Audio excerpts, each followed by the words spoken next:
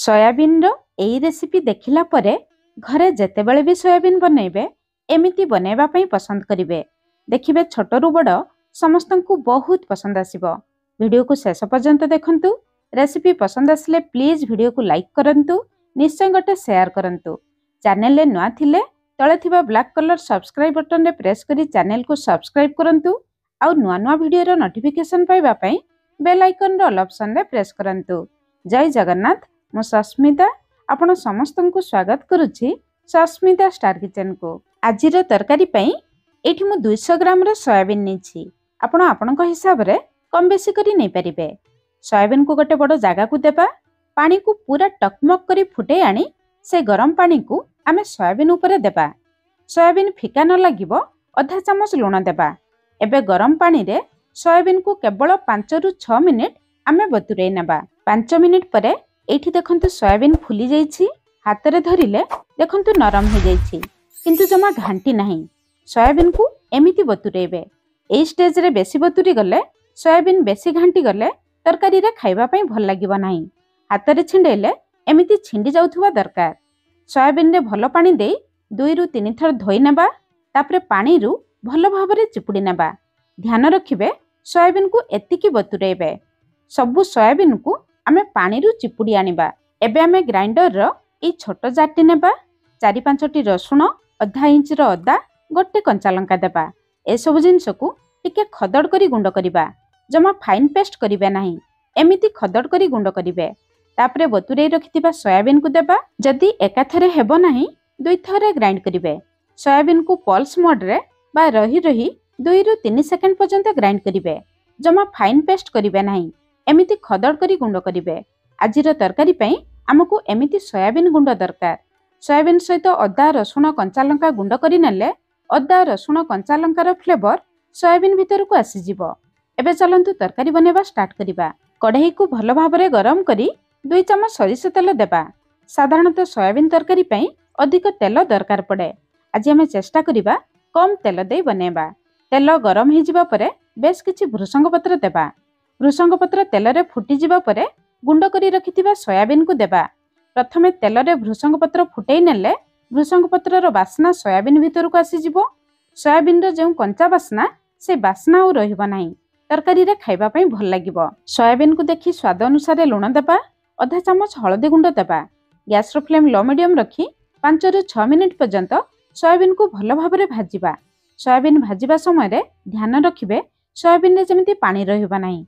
एमिति प्रेस करी करी भाजी नेबे। सोयाबीन रे जहाँ भी पानी थिबो से पानी सुखिला हे जिवो। ए सोयाबीन भजा को आपण माने एमिति पखाळ सहित खाई परिबे। परोठा भितरे पुर देई भी परोठा बनै परिबे। सोयाबीन भल भाबरे भाजी जिबा परे आमे बाहर को बाहर करी आनिबा। सेही कढ़ई रे 2 बड़ चमच सरिष तेल देबा। या ठारू कम तेल देले ए तरकारी खाइबा पई भल लागिबो नाही। तेल गरम हो जिबा परे आधा चमच जीरा, गोटे तेजपत्र, गोटे गुजराती, 2टी लवंग, छोट खंडे दालचीनी देबा। जीरा गरम मसला तेल रे भल भाबरे फुटी जिबा परे गोटे बड़ साइज रो पियाज देबा। गैस रो फ्लेम लो मीडियम रखी पियाज को हल्का लाल कलर हेला पर्यंत भाजिबा। दर्शक बंधु आजिर रेसिपी केमिति लागिला वीडियो शेष रे निहाती गोटे कमेंट्स करिवे। कमेंट्स करिबा बिल्कुल फ्री, किंतु मते बहुत खुशी लागिबो। पियाज हल्का भाजी जिबा परे 2 चमच अदा रसुण रो पेस्ट देबा। 8-10टी रसुण, 1 इंच रु टिके कम अदा नै अल्प पानी दे पेस्ट बने नेबे। एबे गैस रो फ्लेम मीडियम रखी अदा रसुण रो कंचा बासना जिबा पर्यंत आमे मसला को कसी नेबा। सेही भितरे मसला पई 2टी मीडियम साइज रो टमाटो को ग्राइंडर जार दे बाटी आनिबा। एबे देखंतु मसला रो कलर चेंज हो गलानी। मसला रो तेल छाडी गलानी। ता माने मसला हमर भल भाबरे कसी गलानी। एबे गैस रो फ्लेम पूरा लो रखिबा। आधा छोट चमच हळदी गुंड, आधा छोट चमच राग लंका गुंड। सोयाबीन गुंड करिबा समय रे गोटे कंचा लंका देथिले। आपण माने जेतिकी राग खाइबे से हिसाब रे लंका गुंड देबे। गोटे छोट चमच काश्मीरी लंका गुंड देबा। तरकारी रे बहुत बढ़िया कलर आसीबो।